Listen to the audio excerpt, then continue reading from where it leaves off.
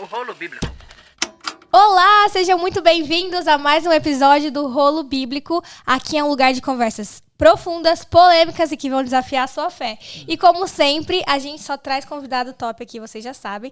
Mas antes de apresentar o nosso convidado, eu quero agradecer aos companheiros aqui que estão comigo, Toninho, Adriano, tô animados? Animadão, e já fazia um tempo que eu não tô aqui, né? É então agora tô de volta, vamos continuar. Tava com saudade, fazia pra mim como se fosse um ano já. É verdade. Foi ano passado que a gente gravou junto. Foi ano passado, gente. É verdade.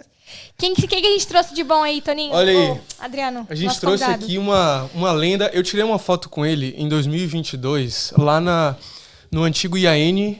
Na época se chamava Fadba e hoje o nome é UniAN. Já mudou de nome 3 vezes, tirei uma foto. E vocês continuam os mesmos. Continuamos os mesmos, mudou o nome só da faculdade. Eu estudava lá e o pastor Júlio foi lá fazer uma visita e dar o autógrafo em uma meditação que ele fez. Aí eu tirei uma foto com ele, nossa, Que foi bem massa! legal. Aí encontrei ele Olha aqui só. de novo e hoje a gente tá podendo gravar esse episódio aqui junto com ele. Vou falar um pouquinho do histórico Certo. dele pesado. Por favor. Pesado, tá? Eu já perdi bastante peso, mas ainda preciso perder um pouco mais. Pastor Júlio, ele é pedagogo formado na UFBA, Universidade Federal da Bahia. Ele é tradutor e intérprete das línguas francês, inglês, espanhol e português. Que Uau. massa. Legal, hein? Ele é formado em teologia também pelo UniAN, pelo IAN ou pela Fadba, como vocês conhecem. Depende da sua idade. Depende da sua idade. Tem mestrado em psicologia na Universidade de Madrid, mestrado em língua e literatura pela Universidade de Auburn, correto? Correto. Auburn, no Alabama. Mestrado em teologia pastoral, tá fazendo esse mestrado na Andrews. E tem doutorado em educação na UFBA. E também é o coautor da meditação Marcas, que foi a meditação de 2022, que foi a que eu comentei mais cedo, que eu li todinha, foi muito legal. Que E a minha massa. pergunta, você não cansa de estudar, não? Ai, meu pai. Todo mundo faz a mesma pergunta. E a resposta é bem, assim, óbvia. Claro que cansa, tudo cansa, né? Só que eu tive um professor na universidade, lá na Universidade de Madrid, que dizia pra mim o seguinte: sarna que gusta no pica. Vou Isso traduzir. deve ter sido um palavrão. Traduzido ou interpretado seria o seguinte: aquilo que você gosta de fazer, mesmo que incomode, dá prazer. Sim, Né? é Porque verdade. você gosta de fazer. Então, assim, Você passa pelos obstáculos, né? você passa pelos obstáculos, claro que tem os sacrifícios, as renúncias que você tem que fazer, o tempo que você vai gastar. Então, veja só, eu nasci na Bahia e quantas vezes eu tive que deixar de ir à praia para ficar estudando. E a praia estava lá esperando por mim e dizendo, venha. Né? Eu gosto muito de estudar, eu confesso, tá? Mas se eu tivesse chance de contar a minha história, e vocês iam ver que não foi só pelo meu desejo, pela minha motivação de estudar, foram circunstâncias da vida que foram me levando para aqui e para ali. E eu fui aproveitando, tentando aproveitar as oportunidades que surgiram. E aí? Legal, que legal. E aí hoje tá aqui direto de Madrid. Cheguei de Uau. Madrid faz alguns dias. Um abraço Legal. para todo mundo que está lá em Madrid. Legal. Tá? Eu tenho parte do meu coração lá. Minha família está lá agora. Daqui uns dias eu retorno. Eu vim para as aulas, né, da universidade. E Madrid é parte da minha história. Morei lá por mais de 7 anos. Foi lá que meu filho nasceu. Tenho bons amigos lá. Quem nasce em Madrid é o quê? Madriano? Madrilenho. Madre Teresa. Madrilenho. Madrilenho de fato. E brasileiro em espanhol, a palavra brasileiro em espanhol é brasileño. Brasil. Então Ai. geralmente quem mora de algum lugar, geralmente termina com tipo N ou algo parecido. É parecido, depende. Geralmente. Por exemplo, tem outros que não. Por exemplo, quem nasce na França é francês. Não é brasileiro. Brasileiro. E o seu filho torce pro Real Madrid ou pro Atlético de Madrid? Gente, eu vou fazer essa pergunta pra ele. Quando eu encontrar. Liga pra ele aí, gente. Liga pra ele. Provavelmente bom. Madrid, né? Nossa história tem mais a ver com Madrid. Com A gente Madrid. visitou o estádio de Madrid, que é fantástico, o estádio Santiago Bernabéu. Tá? Que legal. E que é um museu lá. É encantador aquilo ali. Eu fui fazer tour, traduzindo e tive chance de entrar ali. E nós fomos com um amigo muito querido que joga futebol, joga muito bem. Neymar, aquelas... Não foi Neymar, não. Vinícius. Um abraço pra você, Vinícius. Vinícius. Júnior! Joga lá. O Vinícius é um carioca, muito gente boa, que tá morando em Portugal agora e que Legal. visitou comigo esse lugar. E aí, assim, eu fiquei encantado, porque eu não sou muito de futebol, tá, Adriano? Mas, assim, aquela grama tão perfeita e aquele... É uma vibe, assim, né? Diferente. Ah, gente. Uma emoção. É uma emoção, assim, é inenarrável. Isso pra mim, que não sou de futebol, imagine pra quem Pra é, quem né? é, né? Pra quem é. E eles Uau. construíram lá recentemente o outro estádio, que é o Metropolitano. Tá? O Metropolitano fica perto de onde eu moro, ali, tipo 15 minutos. Quando tem jogo, alguma atividade, porque eles não fazem só jogos, fazem outras coisas, congressos e tal. Então o pessoal vem lá pro bairro que tá do lado e estaciona, então as ruas ficam lotadas Uau, de carros. que legal. O senhor mora então perto do estádio? Pertinho do estádio de futebol. Bom saber. Tem um lugar lá pra dormir? Alguma coisa? Só pra eu... Tá convidado, quiser ir lá. Nada, mas assim, Já tô Não é fazendo pra esse plano. jogo, não é nada disso, não. sem zero interesse. assim, Zero imagina. interesse. Agora, qual é o melhor? Bahia, Orlando ou Madrid? Oh, não me faça pergunta difícil. Nossa. Não me faça pergunta difícil, porque... Poxa vida, cada lugar tem seu encanto, né? Cada lugar tem sua história. Então, o e- que você que gosta mais, assim, de cada lugar? O que eu sou? Deixa eu dizer uma coisa pra você, ver se você vai pegar a ideia. Uhum. Eu me sinto mais apegado às pessoas que aos lugares. Então, uma vez eu visitei a cidade de Londres.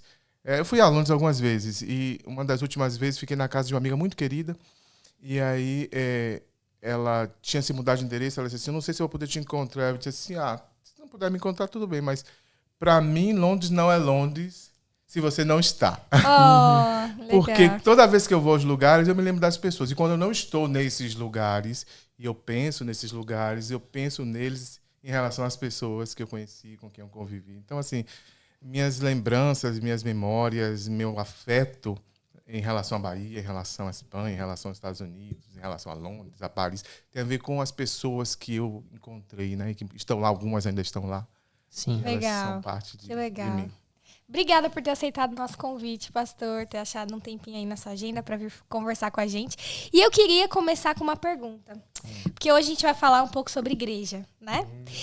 E aí uma pergunta assim, pastor, assim, sincera. Você acha que é errado a pessoa ficar em casa e assistir um bom sermão, aquele top das galáxias, pôr lá os melhores pregadores, melhores oradores espirituais?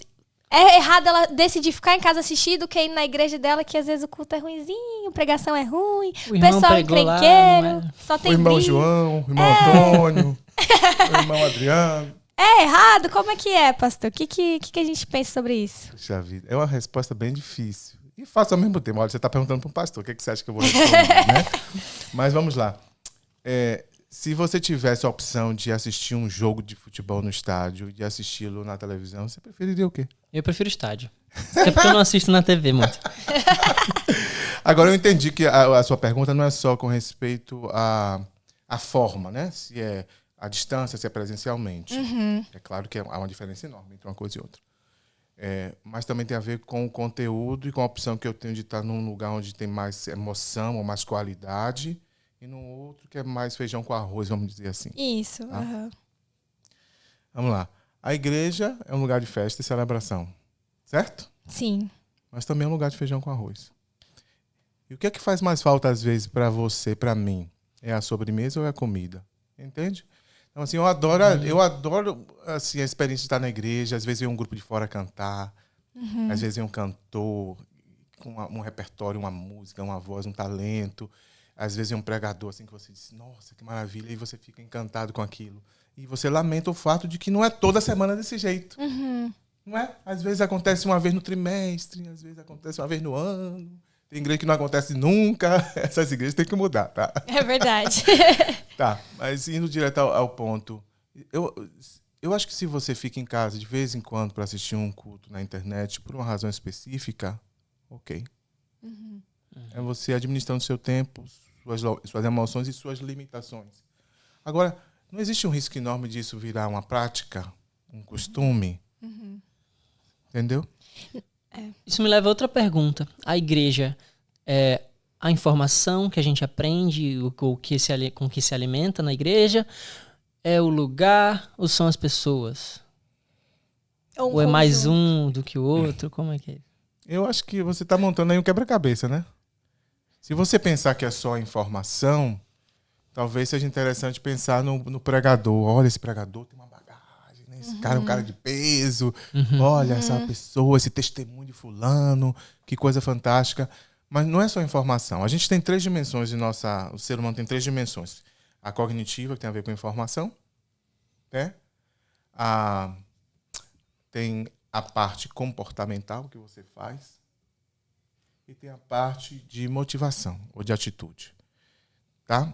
Então, assim, quando você não vai à igreja, você não pode se comportar de um jeito que tem a ver com o contexto, porque você nem está lá. Por exemplo, você vai à igreja, o que você vai fazer se você for à igreja? Você vai cumprimentar as pessoas. Vou. Você vai levantar na hora que disserem levanta para cantar. Você vai ajoelhar quando você ajoelha para orar. Não é isso? Sim. Você vai colocar o dinheiro na salva quando passa a hora das ofertas. Você vai rir na hora das crianças ou se alguém disser alguma coisa engraçada, né? Você Vou vai comer no brunch, que na nossa igreja tem um brunch. Essa parte comportamental todo mundo gosta, né? Você vai comer, você vai elogiar, você vai sentir o sabor. Então, observe, é uma experiência um pouco mais holística. Tem os sabores, os cheiros, o contato com as pessoas, o visual. É uma experiência completa. Né? E às vezes a gente pensa que isso é mínimo, é bobo, mas é importante, né, para o ser humano. É completamente importante. Por exemplo, isso faz com que você tenha sentimento de pertencer. É uma das coisas que um problema que a gente encontra hoje na era digital é que você não pertence a nada nem a ninguém e ao mesmo tempo pertence a tudo e a todos. Sim. Porque você pode acessar e escutar um camarada que está pregando lá em outro lado do mundo. Então você se sente cidadão do mundo. Mas como é que a gente é cidadão do mundo sem ser cidadão da nossa pequena igreja lá no bairro onde a gente mora? Sim. Entende? Tem essas contradições. A era digital, a globalização tem essas contradições. Eu me lembro que quando eu era criança, eu fui ajudar a construir a minha igreja. Colocar tijolo, cimento, porque estava sendo construída ali. E aí o que acontece? Essa experiência de menino fez, né, parte disso que eu considero que é o meu vínculo com aquela igreja. Então, eu estou há mais de 2 décadas fora daquele lugar e daquela igreja, mas ela é a minha igreja que eu ajudei a construir. E quando eu vou lá, eu olho para aquela parede e digo, aqui tem um tijolo que eu coloquei. Que legal. Entendeu? Então a pergunta aqui é, ok, você está colocando tijolo na sua igreja quando você fica em casa assistindo pela internet? E quando você vai à igreja, você coloca tijolo ou você fica só usufruindo do que está sendo feito por alguém? Sim. Mas veio um monte de pergunta na minha mente, inclusive um contraponto a isso aí. Mas antes, acho que é digno a gente falar eu sei que você tem uns dados aí para mostrar pra gente sobre a situação, né, da igreja hoje em dia, que eu acho que vai levantar outras perguntas e a gente pode juntar nisso. Sim. O que vocês acham? Sim, legal. Até porque, assim, o que a gente mais escuta, né, que é das pessoas que não vão pra igreja, é assim, eu acredito em Deus, Deus sabe meu coração, não preciso ir pra igreja, Deus tá dentro de mim, Deus tá na minha casa, pra que eu tenho que ir pra igreja? E aí, a gente vai falar sobre várias coisas aqui, mas se a gente for olhar o ambiente da igreja hoje, como realmente tem vários problemas dentro da igreja, e as pessoas usam isso ainda mais como desculpa para... Não era melhor ficar fora, então, pra... Tá tão bagunçado ali dentro. Eu não preciso disso, a minha vida é mais em paz quando eu não vou. Eu vou, às vezes eu arranjo problema, às vezes tem aquele irmão que tem algum problema comigo, que dá algum problema, e aí faz a pessoa crer, não, a igreja sou eu. Exato. Deus está dentro de mim. É o meu relacionamento com Deus. Esse discurso para defender a posição de não ir à igreja. Desigrejados. Eita, você falou agora uma coisa interessante. Eu escrevi um artigo sobre isso. Pode dar uma olhada depois lá, tá? Procura a palavra desigrejado, coloca a Revista Adventista, tá no site da Casa Publicadora, Revista Adventista Online. Vou anotar. Inclusive, esse artigo foi republicado agora em espanhol pela editora Interamericana. Eles leram, gostaram, pediram para eu traduzir e fizeram a edição em espanhol. Que massa. Esse é um tema muito interessante, tá? Muito interessante. 40 milhões de norte-americanos deixaram de frequentar a igreja nas últimas décadas. 40 milhões? 40 milhões. Uau. Isso é então, muito, a gente tem visto um fenômeno que a gente chama de desigrejado, que são, em inglês eles dizem os nones, aqueles que não aderem a nenhuma religião. Peraí, deixa eu entender a estatística. Isso é tipo já somando quem entra e quem sai? Não, é uma comparação da quantidade de pessoas que algumas décadas atrás frequentavam as igrejas e a quantidade de pessoas que hoje frequentam as igrejas. Então diminuiu. Tem diminuído bastante. Tem um videozinho que está na internet, a gente pode colocar. Pode. Esse vídeo ele vai mostrando como, com o passar dos anos, a quantidade de tempo que as pessoas dedicam a cada coisa foi mudando. E a gente vai ver nesse pequeno vídeo como o tempo dedicado à religião e a coisa da religião tem diminuído. Em outras palavras, a gente chama isso de secularização. A sociedade está cada vez mais concentrada em outras coisas que não a igreja que no passado distante era centro de uma comunidade, lembram? Ela ficou cada vez mais deslocada. Por exemplo, em Madrid, só para citar um exemplo, em outros lugares da Europa, você não consegue autorização do governo para construir igreja, nem para abrir igreja em certas zonas da cidade. Aqui também a gente teve problema, assim. O que é que eles fazem? O que é que a prefeitura faz? A prefeitura autoriza que as igrejas sejam construídas nos subúrbios ou nas partes assim mais distantes do centro. Em outras palavras, até geograficamente, Mudou. as igrejas estão sendo empurradas para longe do lugar onde as coisas acontecem. Vamos dizer antes assim. acontecia ao redor da igreja, né? A Mas igreja começava e ia... Se você pegar, por As exemplo, a comunidades. história do Brasil e de outros países, no Brasil em especial porque a gente teve a influência de Portugal. Então, como é que era aquele modelo geográfico? Vocês vão lembrar das aulas de vocês aí, quando eram pequenos. Eles estabeleciam a igreja, Isso. e em torno da igreja, todas as outras coisas se faziam. Então, sempre tinha uma igrejinha na praça central. Sempre. E ali, em torno daquilo, vinha a escola para lá, o mercado para cá. Nossa, tem muito no Nordeste. E tem muito, No interior tem muito. também de São Então, Paulo. o centro da vida urbana, ou até da vida rural, não era o mercado, a feira, a prefeitura, a universidade. Era a igreja. E não se faziam eventos paralelos com os da igreja, né? Se tava tendo missa, quermesse, o que Procissão. tivesse... não ia ter um outro grande evento na cidade, não tinha. Era a prioridade. Então, assim, a gente vai perceber que isso mudou radicalmente. Já faz alguns séculos que a gente vem nesse processo em que a religião perde relevância. Então, a religião tem perdido relevância e a igreja também tem perdido relevância. Então, vamos ver o videozinho dos números aí Soltar o atualizados. vidinho aqui. Família, escola, amigos. Então, olha que interessante. Ali vem desde 1936, alguma coisa assim. Tá lindo. Igreja está No ali meio. Poxa. o roxo, né? Tá descendo. Desceu. Agora já são só 6%. Aí vai baixando. 5%. Nosso online vai disparar ali já. Ok? Nossa, é verdade. Olha só o que está acontecendo. já Estamos era em meio baixo aí, 1980. Olha o que está acontecendo a partir de 1980. Não sei em que ano foi que você nasceu, mas vai dando uma olhada 94, aí, tá? vai, já. Aí, eu nasci. 94. Então, a Eu igreja... nasci, a online cresceu. Olha isso. Olha que coisa impressionante. Olha o online. Gente, olha pra lá. Meu Deus. E ele ultrapassou mas Xuxa- tudo. Eu O falei resto Xuxa, não, é ficou menor. Church. Tudo. Como é que termina? A igreja termina com 2,12% do tempo e o online vai para 60,7%. As outras coisas ainda eram... assim, né? Ó, família 20, escola 20, tipo, perto. Agora o online 60. Por isso que tá crescendo as igrejas online, né? Exatamente. Em outras palavras, até a própria igreja, não só a igreja, né? Mas a igreja, entre outras coisas, se não tiver presença na internet, relevância na internet, ninguém vai lá. Quem é que vai? Me diga aí, honestamente. Quem é que vai visitar uma igreja sem antes olhar o endereço da internet? Pelo menos para olhar se é distante da sua casa ou não, ou dar uma curiada ali, as fotos. Instagram, ver se tem muitos jovens, se não tem jovens, se a igreja é A animada, maior não é parte das animada. pessoas que vai pra igreja aqui de Orlando vem pela internet. Pela internet. Então, olhar assim, como é que foi a pregação, dar uma olhadinha assim no visual da igreja. E se a igreja não agradar, entre aspas, lá no que está na internet, as pessoas nem irão lá. Tá. Eu, por exemplo, aqui, enquanto estive aqui em Orlando, por muito tempo, frequentei, estive na igreja de South Orlando, que é uma das igrejas mais antigas da cidade, e a gente recebe todo fim de semana visitantes. E quando você pergunta para o visitante como é que você descobriu a igreja, eles dizem na internet, uma das primeiras que aparece quando você coloca.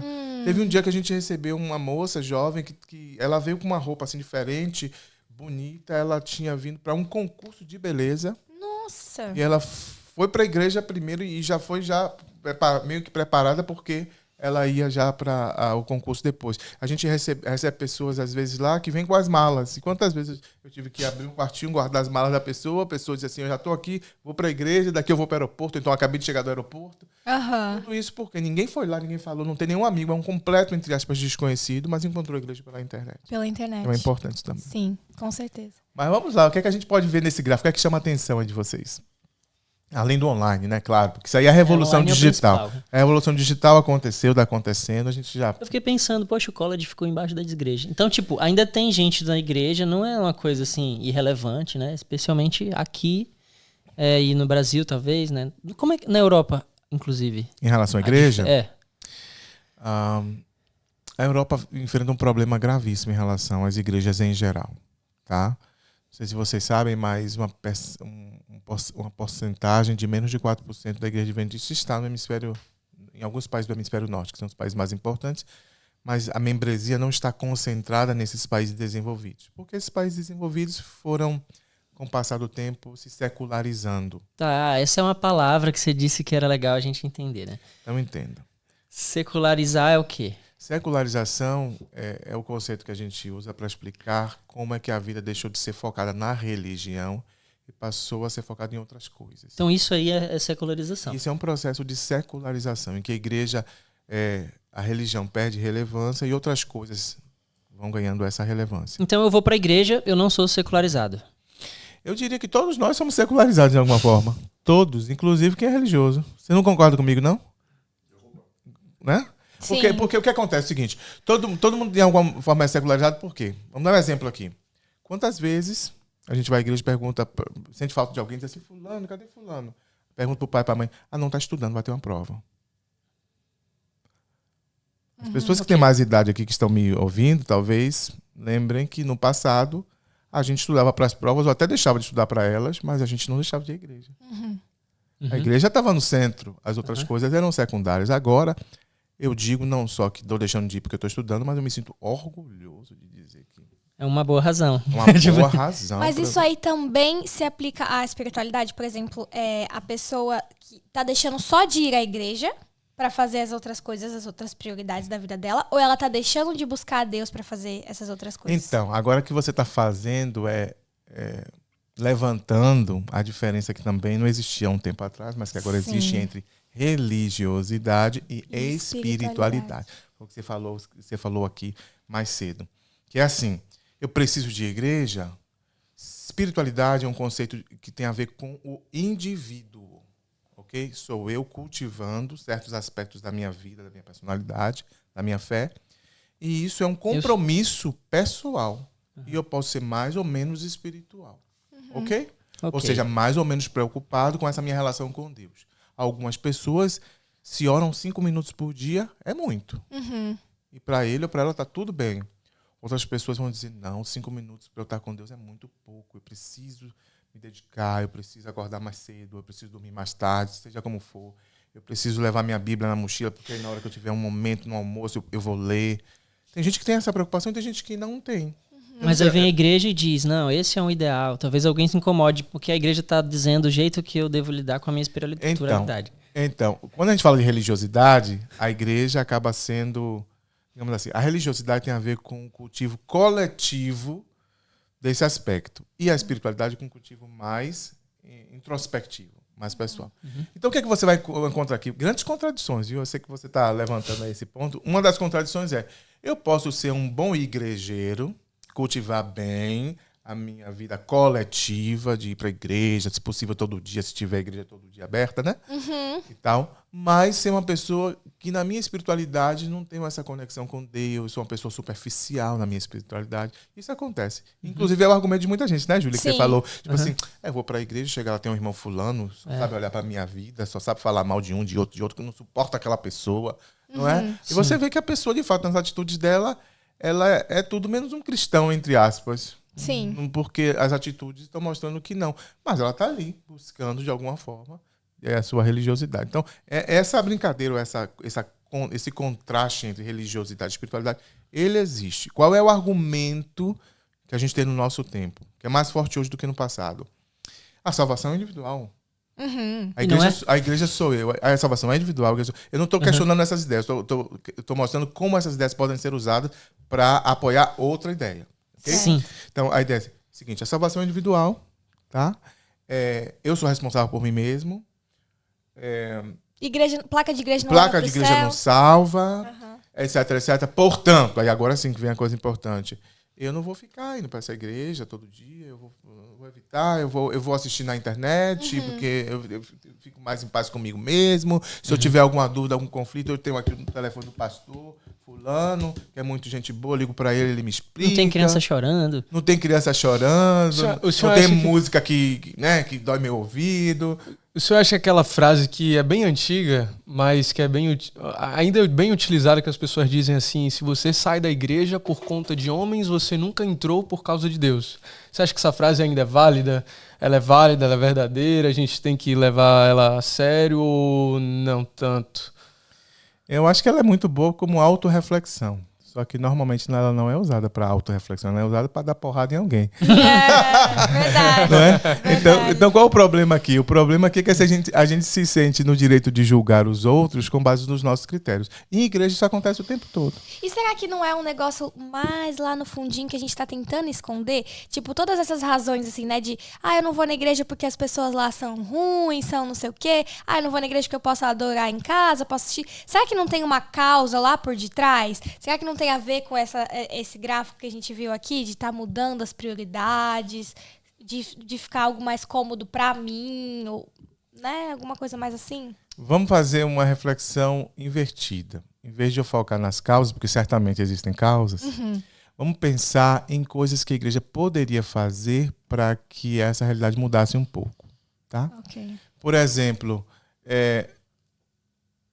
se a igreja está muito longe da minha casa, então é muito mais cômodo eu não ter que pegar ônibus, gastar dinheiro de gasolina, ou seja lá o que for, ficar em casa. Certo? Então, um dos motivos pode ser essa dificuldade de chegar lá, dificuldade de achar lugar para sentar. Tem uma igreja que lota e não tem lugar para sentar. A igreja pode não fazer mais culto online. Cadê?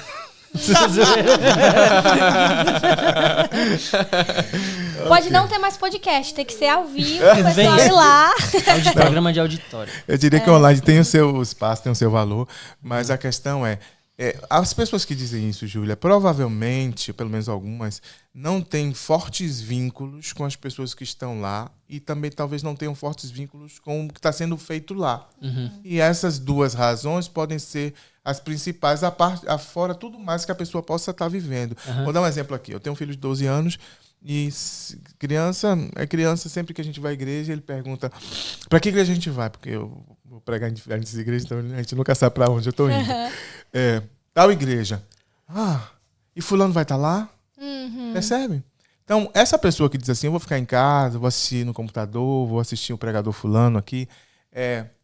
Tem um amigo lá que vai sentir falta de você e você está sentindo falta de alguém lá. Então, essas relações humanas que são tão importantes, né? Elas são parte da nossa vida religiosa. É claro que eu não vou lá para a igreja porque eu tenho meu amigo fulano lá, né? É o meu amigo, a minha amiga, e sei lá, minha namorada. Mas tudo mas isso eu levo isso em consideração. Tudo isso é importante. É importante. E assim, eu tava pensando aqui que às vezes também a gente ir pra igreja é muito desafiador, porque você vai lidar com seres humanos e consigo mesmo. Porque às vezes, se você tá no erro, se você ir pra igreja, você ouvir que você tá errado. Às vezes o modo de vida de outras pessoas te incomodarem. Então, ficar em casa, só assistir à distância é mais fácil. Eu não tenho ninguém pra me incomodar. Às vezes a pessoa não tá nem incomodando verbalmente, mas a atitude, a forma de viver dela já me tira da minha zona de conforto. Você não concordaria comigo, portanto, que às vezes evitar a igreja é criar em torno de si uma cerca de proteção? Sim. E isso não vale só para a igreja, tá? Isso vale para eu ficar em casa, no meu quarto, no meu computador, em vez de, sei lá, sair para comer uma pizza com os amigos, jogar o futebol e todo mundo perceber que eu sou um perna de pau, não é? Ou você pegar uma chuva e aí, né, sei lá, até neve nos lugares que tem neve, calor, enfim. Como você falou, você usou a expressão zona de conforto. Na zona de conforto, a gente não cresce. Tá? Zona de conforto é um lugar bom para você recuperar suas energias, para você se curar das suas feridas, para você dar uma olhada para dentro de si, isso é importante, tá? Mas em zona de conforto você não cresce. E a questão é, queremos crescer, a igreja, não só a igreja, né? Mas a igreja é um lugar onde você é desafiado a crescer. Aprender a conviver com a diferença, né? O pessoal fala assim, a igreja todo mundo pensa igual, a tua igreja é para colocar todo mundo dentro da caixinha. Eu acho que quem fala disso talvez não saiba muito de igreja, desculpa. Porque quando você vai à igreja, você percebe que você está fora da caixa, porque você vai lidar com gente com tanta diversidade que é tremendo. O desafio é muito grande. É muito grande. Muito grande. E eu imagino como pastor deve ser mais ainda. Muito mais, porque você vai encontrar de tudo, né? A gente tem em espanhol um ditado que diz assim, hay de todo en la viña del Señor. Né? Então, hoje a gente vai sair falando espanhol. Amém. Na vinha do Senhor, dom de línguas. Na vinha do Senhor tem de tudo. Então tem a pessoa que é controladora, tem a pessoa que é superficial, tem a pessoa que é intelectual, tem de tudo ali. Aí, né, olha como é que Jesus lidou com a diferença de caráter, de personalidade dos seus discípulos, de todo mundo. É realmente desafiador. E para quem está em liderança, mais ainda. Agora a gente cresce com isso. A gente aprende a amar as pessoas, apesar disso. Apesar dele. A gente tá aqui falando sobre como o secularismo tem impactado a saída e a mudança da vida das pessoas. A preferência de muita gente de não ir à igreja mais. Mas deixa eu mudar um pouquinho aqui agora. Vamos ver agora de uma outra perspectiva. O que é que o senhor pensa de quando a igreja cresce de uma forma, não vou dizer desenfreada, mas de quando a igreja cresce de uma forma onde o culto a Deus vira um show, aonde não é mais prestado um culto a Deus, é mais um show. É um culto às pessoas, é um culto às pessoas. É uma coisa assim... Isso é secularização? Não existem mais... assim, eu falo isso porque, não me entenda mal, mas às vezes, por exemplo, o senhor conheceu a igreja ali do IAN, da Fátima. É uma igreja grande. Eu amo aquela igreja, uma igreja maravilhosa. Mas eu percebo que muitas vezes a pessoa que vem do interiorzinho, que era acostumada a trabalhar, a cantar, a mexer na sonoplastia, a fazer escola sabatina, a trabalhar, tá envolvida. Morre espiritualmente. Quando chega em uma igreja grande, ela não tem o que fazer, não existe vaga para ela trabalhar, não existe... Até porque eles querem fazer um serviço bonito, obviamente. É uma igreja que tem muita visualização, mas às vezes... Eu não tô falando diretamente da Fádiba, tá? Mas eu tô falando em igreja grande no geral. Não tem o risco de acabar virando um show onde não existe espaço para os membros trabalharem, existem espaços apenas para... Eles serem servidos. Os profissionais. Artistas. Eu não sei se os artistas da igreja, algo assim. Eu não sei se você está entendendo a linha aonde eu quero chegar, mas eu estou perguntando se existe algum risco na visão do senhor no crescimento da igreja...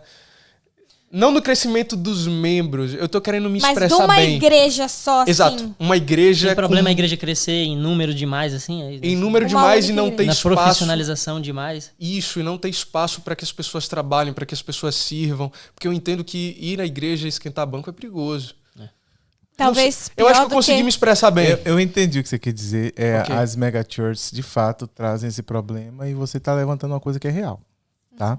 Eu conheço a igreja que você mencionou e na época em que morei ali em Capoeiro Sul, eu ia para as duas igrejas, para a igreja local, que era a igrejinha ali de Capoeiro Sul, caminhando como todo mundo, assistia às vezes o culto do domingo e da quarta-feira e adorava assistir também os cultos da sexta-feira à noite lá na igreja. É maravilhoso. Do IAN, ouvir o coral cantar, cantava no coral inclusive. Gosto muito vezes de cantar. Não tem um coral grande. Então, não é um culto de... As igrejas grandes têm culto de qualidade, né? Todo mundo então, bem eu gostei servido. dessa palavra. Vamos pensar um pouquinho nisso aqui. Eu diria que as igrejas, da mesma forma que os seres humanos, elas vão ter sempre problemas. Entendeu? Então, as igrejas elas vão ter problemas, às vezes, relacionados ao seu tamanho. Esse você mencionou. Eu já estive em igrejas tão pequenas que é desanimador. Também. É desanimador. Mas a gente também. não gosta de falar desses problemas de igrejas pequenas, porque a gente gosta de atacar as igrejas grandes, não é? Sim. Desculpa aí. Tá? Não, mas é uma tendência. Mas essa é a verdade. A gente gosta... Porque, vamos lá. Na igreja pequena, e eu já estive em várias igrejas pequenas, você não consegue fazer um clube de gravador porque não tem criança suficiente ou não tem líder. Tá? Na igreja pequena você não faz um coral. Você falou do coral, né? Quem que não gosta de uma igreja que tem coral? Na igreja pequena, às vezes tem, sei lá, meia dúzia de pessoas que têm talento. Mas na igreja grande, Não tem meia dúzia, tem 60. Fora aquelas que você falou que não estão sendo vistas e consideradas porque é tão grande que ninguém está vendo. Deixa eu contar só, abrir um parênteses e contar uma história aqui. O pastor Ari Curvelo contou essa história uma vez. Ele era pastor lá no Rio de Janeiro. Não vou mencionar o nome da igreja, mas era uma das igrejas grandes, mega churches, vamos dizer assim. Diminuiu já a lista. E aí o que acontece? Chegou um irmão que foi para a igreja, na escola sabatina, ele entrou, sentou na galeria, eu acho, e ficou ali. Escutou a escola sabatina, no sábado seguinte ele voltou, no seguinte ele voltou, e ele ficou chateado porque ninguém falava com ele, ninguém cumprimentava. E já era, sei lá, o terceiro ou quarto sábado que ele ia àquela igreja, aí ele teve uma brilhante ideia. Ele comprou um chapéu de mexicano, daquele enorme.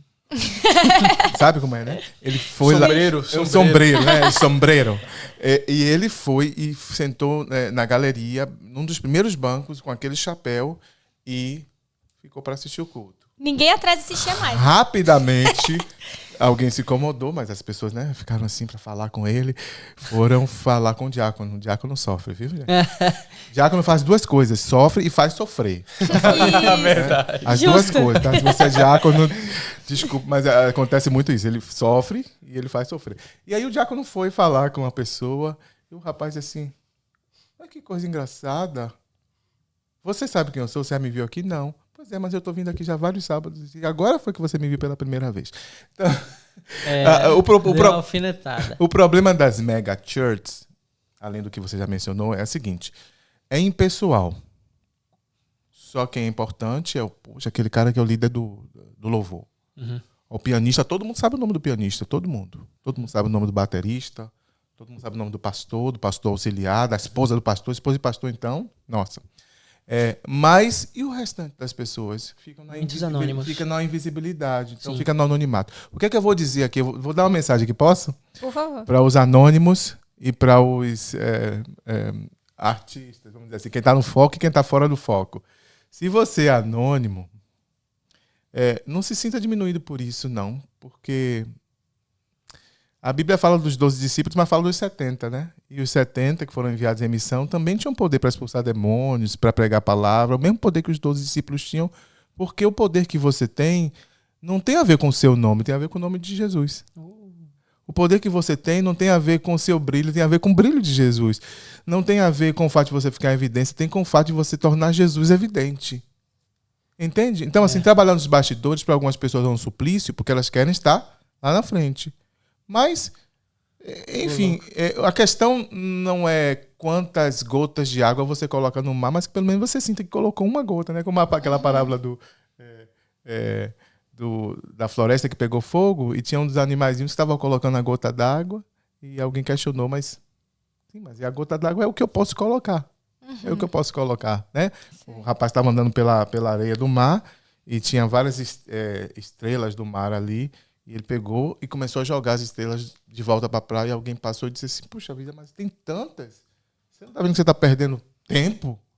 Você não vai conseguir colocar todas essas estrelas de volta no mar. E não faz diferença o que você está fazendo. Não vai ter nenhum efeito. Ele disse assim, para essa aqui, faz.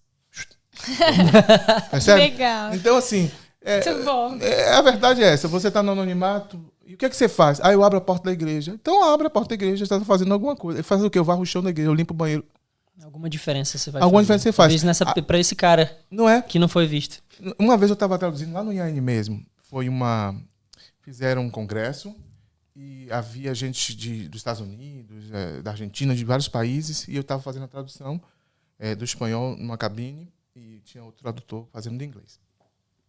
E ficamos ali os 3 dias e é bem cansativo. Quem nunca fez... É cansativo, tá? No último dia chegou uma senhora que falou para mim assim, ela veio toda entusiasmada, procurando saber quem eram os tradutores. A gente já fica assim, meu Deus, será que vão falar que não foi? Fiz alguma coisa errada? Fiz alguma coisa errada. Ela veio toda feliz agradecer. E eu conto isso na meditação. Marcas, tá? Tem um texto lá que conta isso. Ela me procurou e disse assim, você que fez a tradução, muito obrigado. Aí ela me abraçou daquele jeito, eu fiquei assim meio sem jeito. Poxa. Eu disse, por quê? Ela disse assim, porque se não fosse por você, eu teria passado esses 3 dias aqui e não teria entendido nada. Caramba. Uau. Então eu não sei... Ela reconheceu. Eu não sei se durante aqueles 3 dias ela foi a única escutando a minha voz, traduzindo tudo aquilo. Provavelmente havia mais pessoas, mas ela foi a que veio agradecer.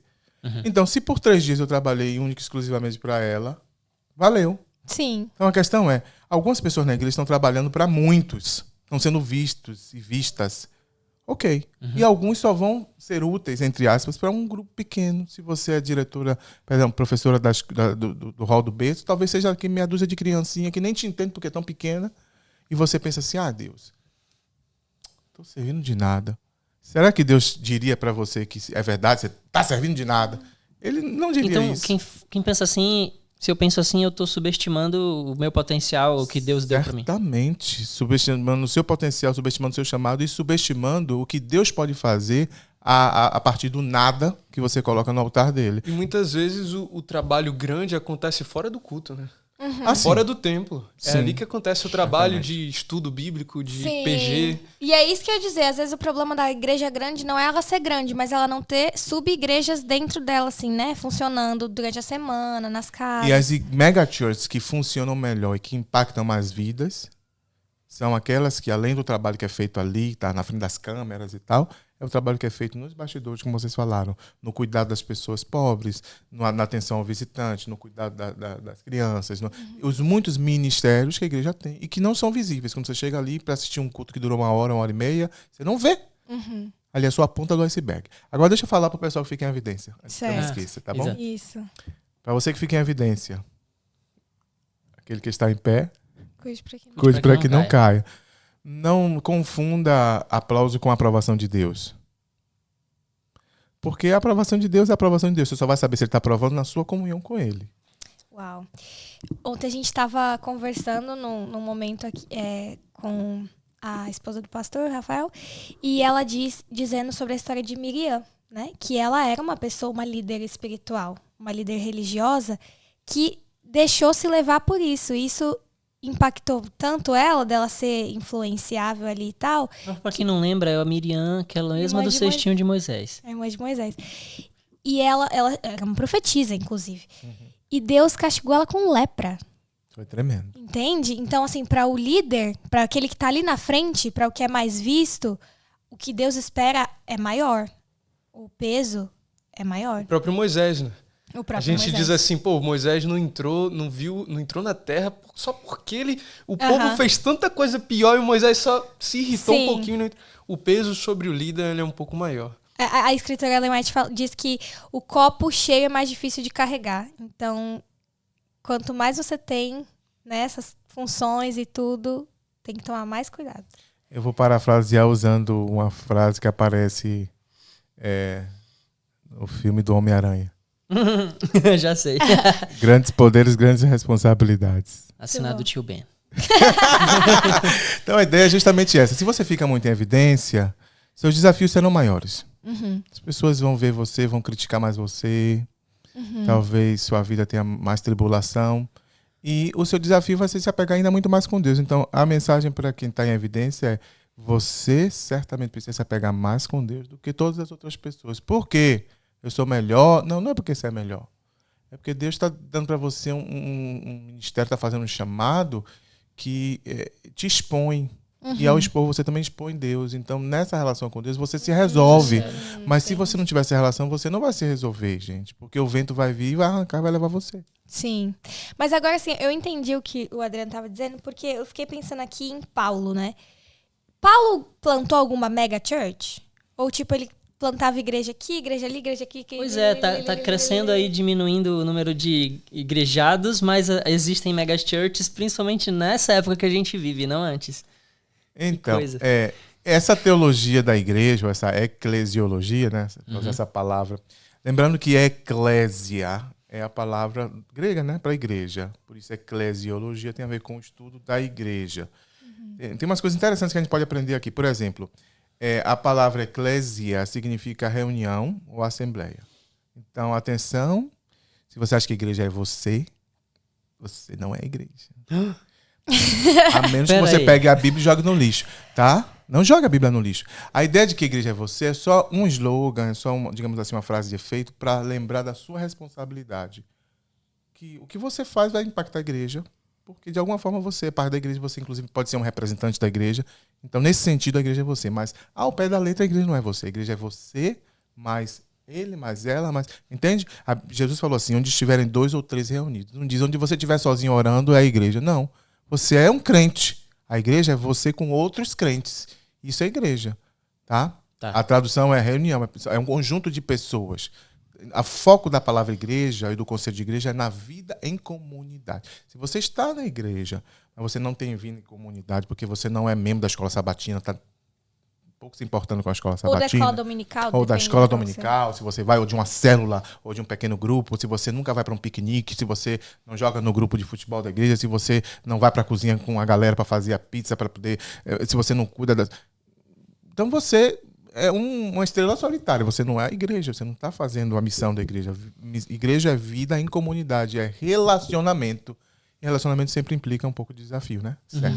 Então, essa é uma coisa em relação ao conceito de igreja. Outra coisa, e eclesia. Eclesia significa os que são chamados para fora. Eclesia. Qual é o modelo do Antigo Testamento? A gente diz que no Antigo Testamento a missão da igreja era centrífuga. Pega o Antigo Testamento e você vai ver que Deus está chamando os povos, as nações para irem a Israel. Esse é o Antigo Testamento. A rainha de Sabá veio, lembra? Os outros povos... Tem texto de profeta dizendo que todas as nações virão a Jerusalém. Então, que Israel está no meio das nações, se você olhar geograficamente, de fato, ele está na encruzilhada. Então, a teologia do Antigo Testamento é Deus tem um povo que está aqui e as outras nações vão olhar e vão ver e vão vir. No Novo Testamento, se inverte a polaridade. Deus diz, vão. Então, se você não vai, ou se você não, pelo menos, está aberto para receber o que vem, ou para expressar a sua fé, não é igreja. Então, deixa eu entender. O nome igreja não existe só a partir do Novo Testamento, não é só porque é grego e no Antigo Testamento, porque tinha até que grego até existia, mas não falavam no grego, ok. Mas é principalmente porque ele também, esse nome eclésia que você falou, significa centrífugo. Tem alguma coisa relacionada a isso? A ideia de eclesia já era uma palavra que existia, eles usavam para se referir àquela assembleia de pessoas que se reuniam para liderar uma cidade, como se fosse um conselho municipal. Então, não tinha nada a ver com religião? Não, a palavra não era religiosa. Nós tornamos a palavra, nós batizamos, vamos dizer assim, a palavra. Nós deslocamos semanticamente a palavra de um contexto e aplicamos em outro contexto. Então, ao longo dos séculos, a palavra igreja ficou religiosa, mas ela não era religiosa na origem. Tá? Na origem, ela simplesmente significava pessoas que estão reunidas em torno de uma situação comum, para tomar uma decisão, para liderar um grupo. Essa era a ideia. Entendi. Tá?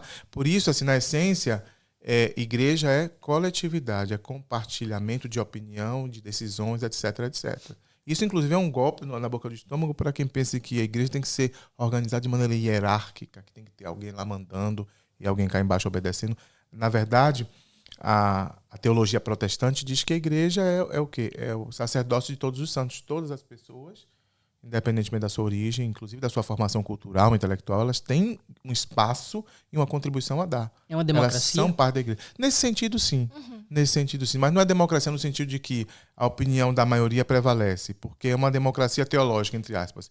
Não é a minha opinião ou a opinião da maioria que prevalece, é a opinião de Deus que a maioria deveria se reunir para tentar ver como aplicar, como seguir, como fazer. Interessante. E, pastor, eu queria que eu sei que tem alguns textos bíblicos que eu não vou saber de cor, mas eu vou deixar essa parte para você. que Jesus fala, que os discípulos falam, que Paulo vai falar sobre a importância de ir para a igreja, né? De congregar, enfim. Então, se a gente não tivesse todos esses outros motivos que a gente já falou aqui, a gente tem um motivo que a Bíblia orienta a gente ir para a igreja, certo? Tem um texto, o apóstolo Paulo diz assim, não deixando a vossa congregação como é costume de alguns, não é? Olha que interessante, não deixe a sua congregação como é costume de alguns. Obviamente as razões que as pessoas naquela época tinham para deixar a congregação, não era que o estacionamento estava lotado, não era que estava caindo neve, não era porque a tecnologia é sedutora, havia outras razões, mas historicamente sempre houve uma razão e há uma razão para você estar junto ou para você se separar. Percebe? Então, toda aquela metáfora do apóstolo Paulo, né, sobre o corpo, que nós somos um corpo, né? Tem até a música que diz que nós somos um corpo bem ajustado, não é? Uma família. Corpo e família, exatamente, uma família. Então, essa metáfora aqui não é nova, o apóstolo Paulo não inventou, ela já existia, tá? Mas ele aplicou à igreja. A ideia é que Jesus é a cabeça, nós somos o corpo.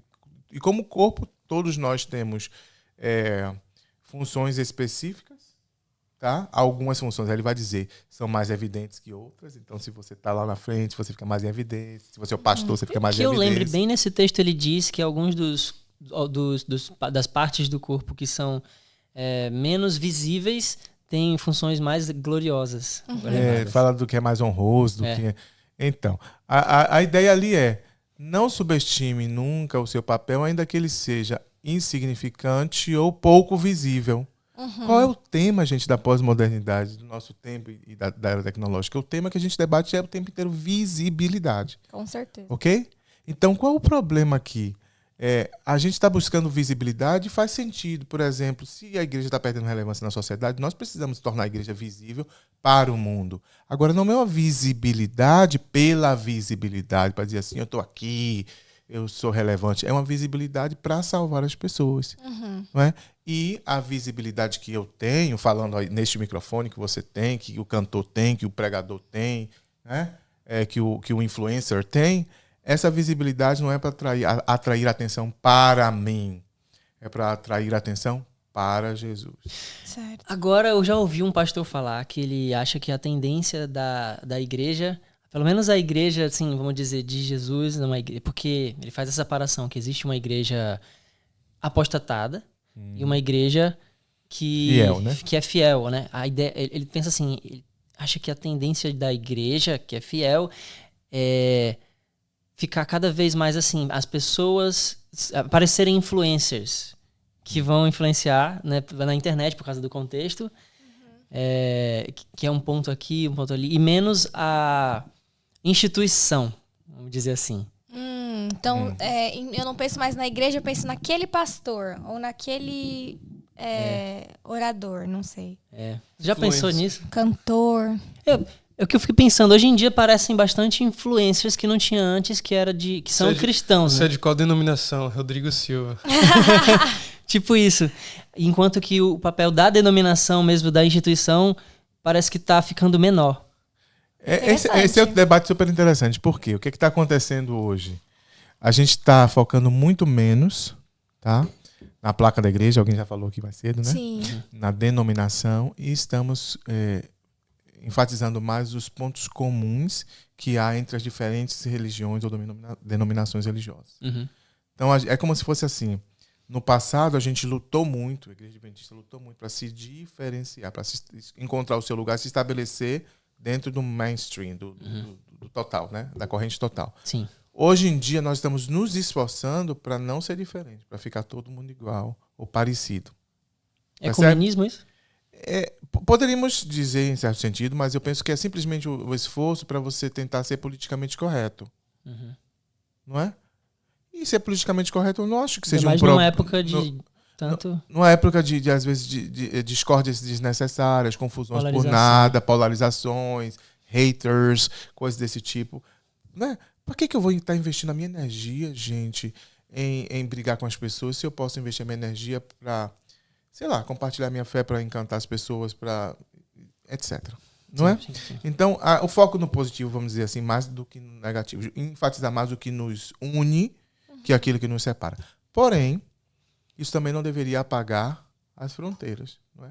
Imagina, por exemplo, um casal, eles se amam e agora, porque eu amo você, porque você me ama, eu não vou mais dizer para você o que eu gosto, o que eu deixo de gostar, eu vou fundir a minha personalidade na sua, eu vou desaparecer como pessoa.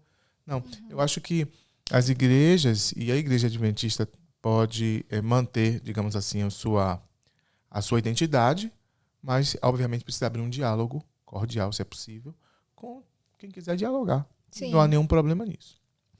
Pastor, e se você me permite, eu queria shift aqui a atenção, mudar aqui um pouquinho de direção. Porque eu sinto, eu vi nos últimos anos, um ódio das pessoas pela religião, pela igreja.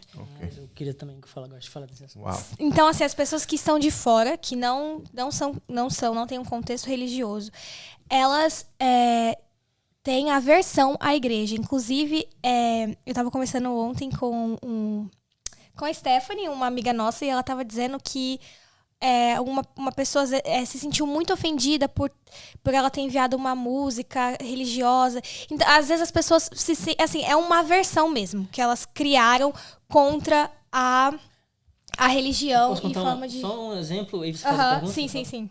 Acho que talvez ajude. Também conversei com uma pessoa recente que quando veio para os Estados Unidos disse assim, tipo, nossa, senti um clima pesado aqui no sentido político-religioso, o que ela imagina porque esse país é muito religioso e eu acho que parece meio ameaçador nesse sentido. Uau, então ela já não se sentiu confortável com isso. E assim, eu lembro que no Brasil, uma frase ficou bem famosa assim, né? Eu gosto de Jesus, o problema é o fã-clube. Inclusive, a Bruna Marquezine, uma vez, uma entrevista dela, ela usou essa frase. E não é uma frase tão nova como as pessoas acham, embora o ódio tenha se multiplicado mais por causa da internet, né? Mas até o próprio Gandhi falou, e isso é uma frase que é verídica, eu sei que muitas são atribuídas a ele, mas essa é verídica. Ele disse que ele não se tornava cristão por causa dos cristãos.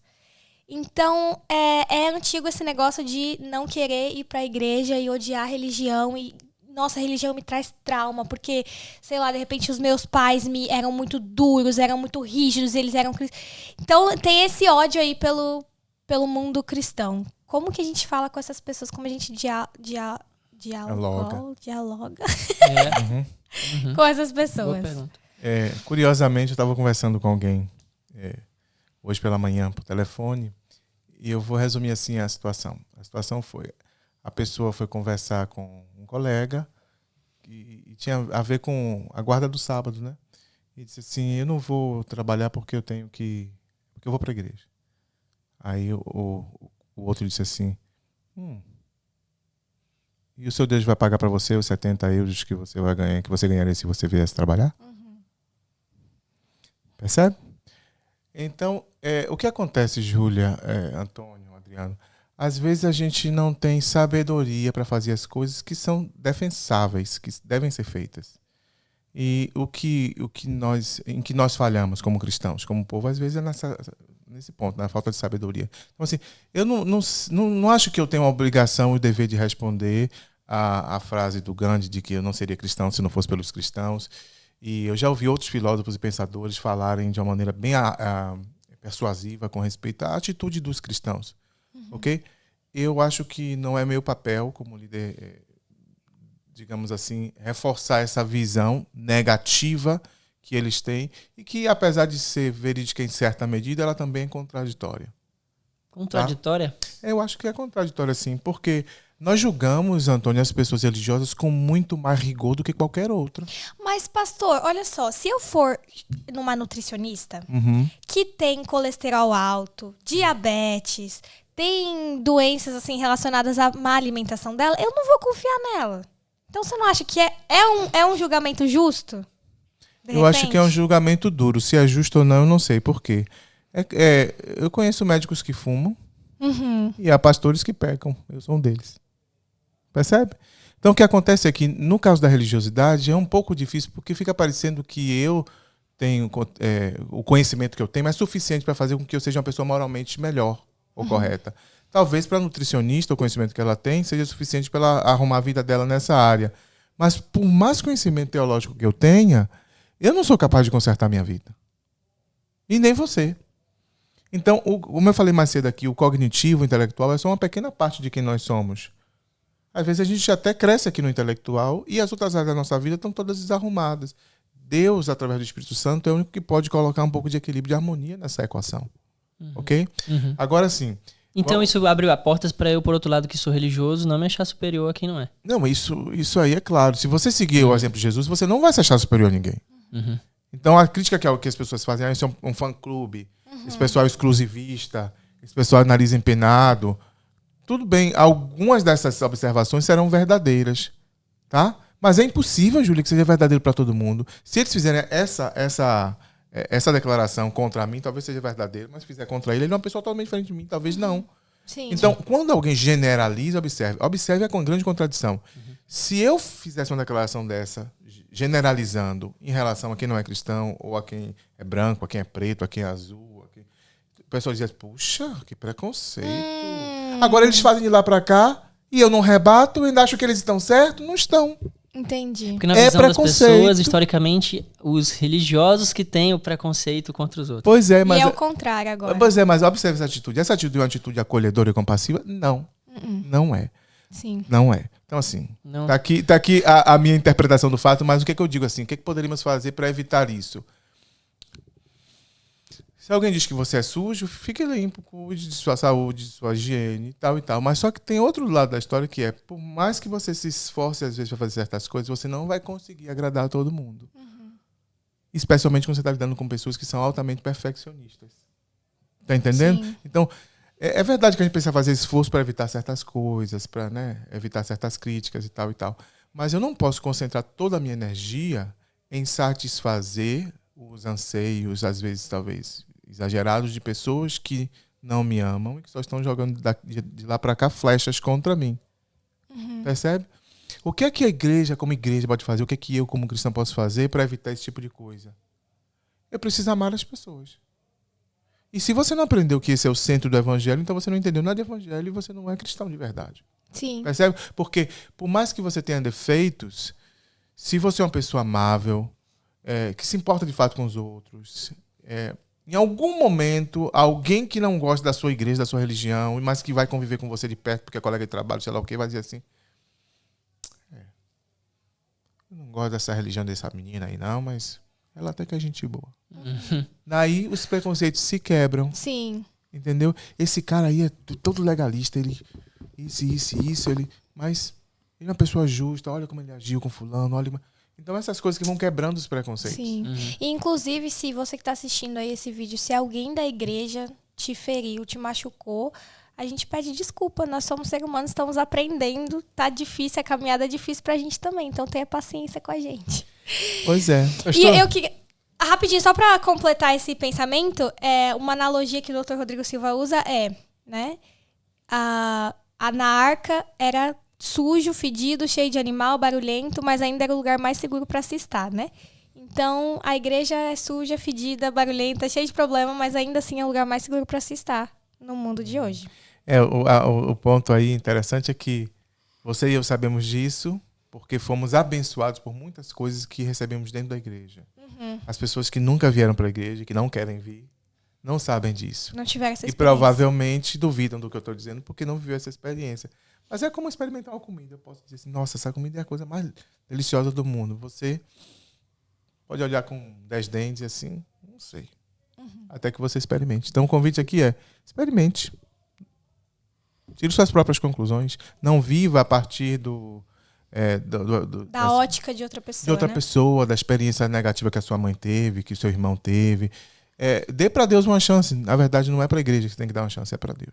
Pastor, eu quero fazer uma pergunta. Eu não sei quanto tempo a gente tem ainda. Já tá no finalzinho. Vamos finalizando, mas eu queria que antes o senhor respondesse essa pergunta. Vamos lá. Nosso espectador que está assistindo aqui é uma pessoa que ouviu tudo, ouviu que a gente tem que ser um colega legal de trabalho, todas as dicas que o senhor deu, mas às vezes ainda fica aquela dúvida. O que eu posso mudar no meu dia a dia? Assim? Eu quero mudar, amanhã eu quero ser uma pessoa diferente, tanto para trazer mais pessoas para a igreja, tanto para às vezes me dar a chance de experimentar ou de ser um cristão melhor dentro da minha comunidade, ou tentar experimentar. O que eu posso fazer assim no meu prática, dia a dia? Né? Porque tem gente que ouve os conselhos e às vezes diz assim, poxa, muito legal, mas amanhã eu faço o quê? Não sei aplicar isso. Não sei aplicar esse conhecimento que eu recebi agora no meu dia. O que eu posso fazer para aplicar e começar a ter uma vida diferente nesse contexto de igreja, de vida em sociedade e tudo mais? Depois me disseram que não ia ter pergunta difícil, hein? Eu sabia que tinha alguma coisa. Deixei por último. No finalzinho. Tá. Agora eu vou retornar para vocês a pergunta, que é a seguinte. Quais são as coisas ou a coisa que externamente, visivelmente, mais diferenciam as pessoas que são cristãs das que não são? O amor. E saberão quem são os meus discípulos. A resposta é muito boa, mas é bem abstrata. E além disso é um pouco preconceituosa. Deixa eu dizer por quê. Porque as pessoas que não estão na igreja também se amam. Elas se amam. E às vezes sabem amar de maneira que a gente poderia aprender com elas. E outras que estão na igreja também, a gente às vezes não vê amor também. Tá. Visivelmente, assim. Depois de mais de 20 anos de igreja, o que eu diria que diferencia os outros que a gente aprende lá é a forma de vestir, a forma de falar. Tá, então vamos Mas lá. tá errado, Vamos assim. para os comportamentos externos, tá? Tem isso, a maneira de vestir, de falar, de andar, a maneira de lidar com as finanças, aquelas coisas relacionadas à moralidade, à honestidade, etc, etc, etc. Como se as pessoas não religiosas também não tivessem a moral, a honestidade. Sim. Então, isso é um debate muito bom, porque, de fato, a moralidade não necessariamente depende de uma confissão religiosa, né? De uma profissão de fé, vamos dizer assim. Embora eu creia que a religiosidade ajude você a trabalhar Chegar mais lá. seriamente nessas áreas da sua vida. Eu vou tentar ser prático. A resposta que eu estava esperando era o seguinte: a oração. As pessoas que não... As pessoas que não são religiosas... É tão básico. Elas não oram. Você conhece alguém aí? Você conhece alguém que não vá para nenhuma igreja, que abandonou a igreja ou que nunca foi simpatizante de nenhuma igreja e que todo dia vai e ora? Difícil. Não, é difícil, praticamente impossível. Então, a oração, Pra gente. ela é de alguma forma a sua fé na prática. Então, no meu trabalho tem que orar. E, né? Para Então, as pessoas saberem que eu sou diferente.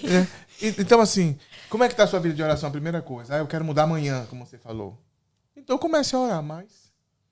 Porque na oração sua conexão com Deus melhora, sua humildade aumenta. E aí você fica mais na sintonia de Deus. Exatamente. Como é que eu vou dar uma coisa que eu não tenho? E outra coisa, como é que eu posso ser sensível? Porque tem coisas que eu não vou enxergar. Que Deus é a única pessoa que vai ver e Ele pode me revelar. Mas se eu estou tão preocupado com tanta coisa... Enfim. Então, uma questão muito básica é oração. Legal. Me fez refletir agora. Isso Me é pegou muito isso, tá? interessante. Eu lembro de uma experiência que eu tive, que eu acho que eu já até comentei com os meninos, que no ensino médio, eu era assim, né? Tinha um grupinho ali dos que eram mais cristãos, mais reservados e tal. Então eles meio que tiravam sarro, né? Tipo, não pode falar tal coisa porque a Júlia tá aqui. Não pode fazer isso que ela tá aqui. Então era aquela coisa chata. E você, quando você é adolescente, tá no ensino médio, você não quer ouvir, você quer fazer parte da galera, tá com todo... Mas enfim, então aquilo me incomodava. Mas eu lembro que um dia, uma da pessoa que era a líder ali, a chefona do bagunceiro, dos vida louca, ela esperou todo mundo ir embora e ela falou: Júlia, eu preciso falar com você. Você pode esperar um pouquinho no final da aula? Eu falei, sim, claro. Aí quando todo mundo foi embora, ela chegou pra mim e falou assim: Júlia, eu queria que você orasse por mim. Porque eu tô com um problema, né, de saúde, enfim, uma pessoa que eu amo também, enfim, tá com problema de saúde, eu precisava de oração e eu preciso que você ore por mim. Então, isso me fez lembrar que faz todo sentido com o que você falou da oração, porque a gente não sabe o que está acontecendo na vida do outro, mas se você tiver uma vida de oração, Deus vai trazer as pessoas, Deus vai mostrar alguma coisa que você vai falar, vai tocar no coração daquela pessoa, assim, do nada, que você falou sem querer. E isso vai, né, combinar com o momento da vida que ela está passando. E é isso aí que vai trazer ela para Deus. Olha que bonito você falou. Um cristão, ele não tem que ser oportunista.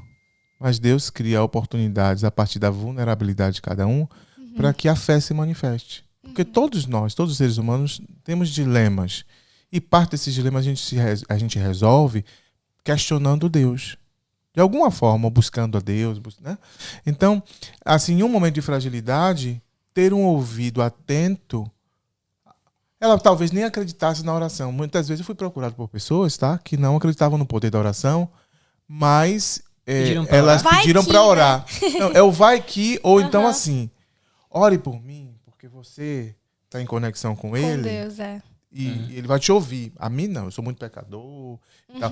Mas, então, assim, esse reconhecimento da sua conexão com Deus, num momento de dificuldade, fragilidade, isso é significativo. E outra coisa, que o tempo está acabando, não posso falar muito mais, é a oração e a compaixão. Júlia, se você é uma pessoa que o tempo inteiro critica tudo e julga todo mundo, no momento que alguém tem um perrengue, uma dificuldade, uma situação, ele vai compartilhar com você?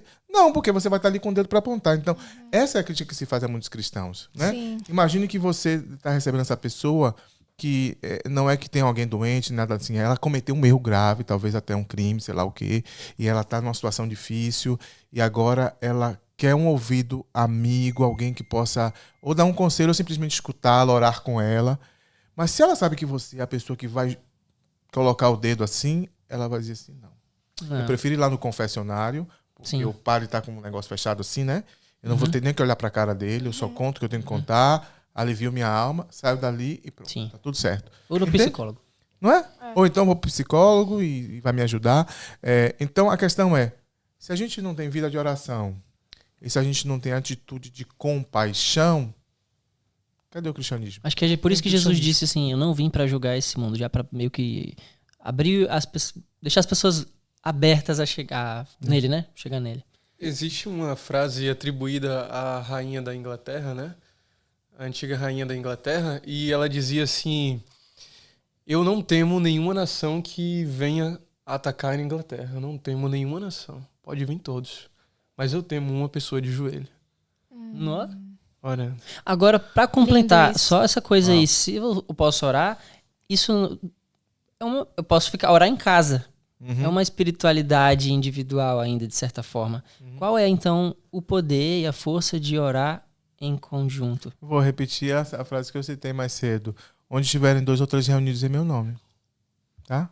O poder da oração não está só na minha conexão com Deus. Está também na minha disposição para, na minha vida de comunidade, compartilhar com outros as minhas vitórias e as minhas dificuldades. Não é que você vai contar sua vida para todo mundo, mas você vai ter um grupo de pessoas, algumas pessoas, que vão ser parte do seu círculo de oração, em quem você confia os seus segredos, as suas dificuldades, e essas pessoas vão orar por você. Ontem eu estava para entrar para pregar, mandei uma mensagem para 3 pessoas assim, vou entrar, ore por mim. Legal. Percebe? Então eu sei que tem gente que se eu disser assim, olha, vou fazer uma prova, olha, estou indo para o médico, tem um exame, vou ter uma cirurgia tal dia, eu sei que eu posso contar com essas pessoas e dizer, pare o que você está fazendo aí agora e ore por mim, e elas vão fazer isso. ora pela sua prova. Ora pela sua prova, daqui a 2 semanas. Estão lembrados, hein? Então é isso. Legal. E vida em comunidade, Toninho, isso faz diferença enorme. Algumas pessoas estão na igreja há anos, mas não entenderam ainda o que é vida em comunidade. Porque quando elas estão passando dificuldades, ou quando elas têm algo para oferecer, elas não conseguem, elas estão travadas. E o que a igreja poderia nos ensinar, não só a igreja, mas a igreja também que quando a gente vive em comunidade, a gente precisa aprender a cultivar essa conexão. Essa conexão é maravilhosa. Tá? Isso me lembra muito do Tiago 5, que dá uma vontade de viver aquilo que diz lá, quando a oração de um santo é muito poderosa e eficaz. E quando você estiver passando dificuldade, ele incentiva a confessar os pecados uns para os outros e orar uns pelos outros. Chamar os presbíteros, orar. E não é sozinho, ele fala de orar junto, né? Orar junto. Deixa eu contar para terminar uma experiência de oração que eu tive. É a primeira vez que eu toco nesse assunto. Eu nunca tinha falado com ninguém. Uma vez eu estava em Paris e eu tinha sido chamado para ajudar numa interpretação e ajudar uma família que estava passando por uma situação. E aconteceu o seguinte incidente. Uma senhora passou muito mal. Não é? E aí tivemos que chamar os paramédicos vieram e foi muito difícil porque eu estava nervoso e quando você está nervoso é mais difícil fazer as coisas, não é? Eu tinha que explicar o que estava acontecendo, ela falava para mim em português, eu falava para ele em francês, ele não entendia, eu falava em inglês, ele dizia que não queria saber de inglês e foi uma tensão muito grande, tá? Depois, por um incidente também, mandaram a polícia entrar no hotel onde a pessoa estava para ver se tinha droga e não tinha, e tudo aquilo foi um mal entendido, foi uma situação muito desagradável. Quando terminou toda aquela situação, antes de os policiais irem embora, e o intérprete estava com eles,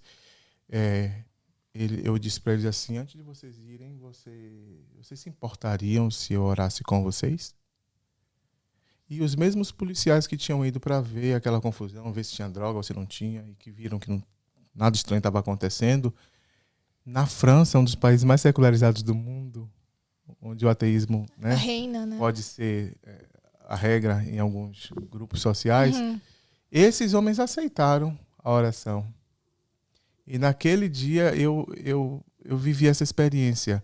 Eu orei, um intérprete traduziu, e os policiais participaram. Que legal. Entende?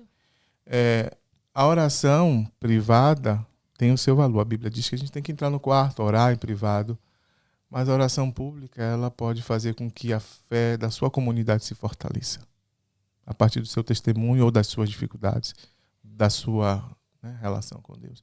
Eu acredito que a oração tem um papel importante na vida em comunidade. Quando a gente vai para a igreja e a gente só canta ou só ouve pregações e não dedica tempo à oração, parte do que é importante está deixando de ser feito. Uau. Bom demais, né? Muito bom. Pastor, muito obrigada por você ter vindo, viu? Que Deus continue te abençoando aonde você for, nos países que você for, nas línguas que você falar, que são muitas. Por toda a terra. E que, enfim, que a gente possa ter mais oportunidade, né? Quem sabe, numa próxima vez, de gravar. Foi muito bom, né, gente? Demais. Estamos juntos. Então eu vou mandar esse podcast para o pessoal que eu conheço assistir, curtir, pode ser? Isso, por favor, vamos divulgar aí. Conteúdo bom tem que ser divulgado. Incentivar você na sua comunidade, onde quer que você esteja, quer seja uma igreja grande, mega church, quer seja uma igreja média ou pequena. Hoje em dia a tecnologia está acessível a quase todo mundo. Tente inovar. Coloque seus talentos em marcha, em ação e deixa Deus usar você. Amém. Vladimir está aqui cuidando com o nosso podcast. O que você achou mais interessante desse podcast aí?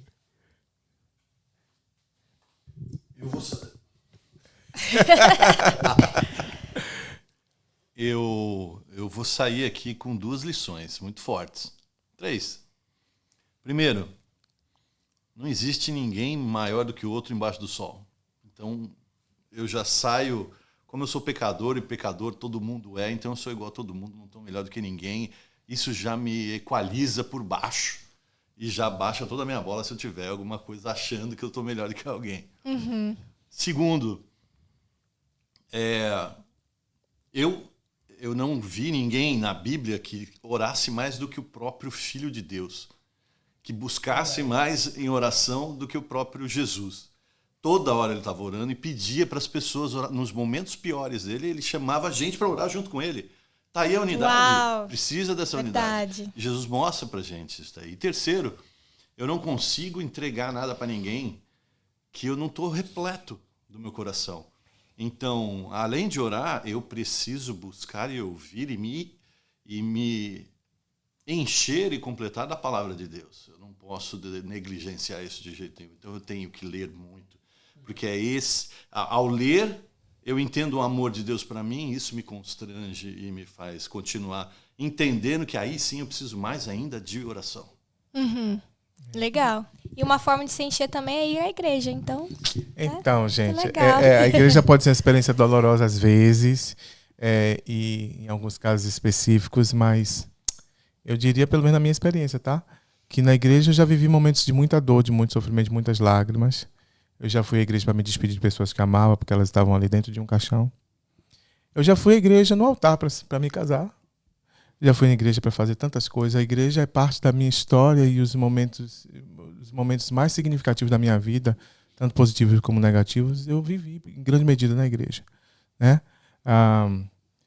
Existe um Salmo 27, que diz assim: uma coisa peço ao Senhor, que eu possa habitar todos os dias na casa do Senhor. Então, não estou falando de dormir, levar o travesseiro, nem ficar lá na igreja e tal. Não é exatamente isso, mas a ideia é a seguinte: a igreja é uma parte significativa da minha história, não é da de todo mundo, tudo bem, mas a pergunta é: quais são os espaços que são significativos na sua história? Porque isso diz muito acerca de quem você é. E as pessoas. Os espaços e as pessoas. Porque na minha vida, por exemplo, a universidade foi muito importante, elas marcaram a minha vida. A igreja também. Para algumas pessoas, o lugar que marcou foi o lugar de trabalho. O lugar que marcou foram os restaurantes que você visitou, foi a discoteca, foi a visita à Disneylândia. Então a questão é: o que você tem a ver com os lugares importantes para você? Se a igreja não é um lugar importante para você, quem é você? Legal. Muito bom. Obrigada, gente. Até a próxima. Ah, eu sei que não. É outra.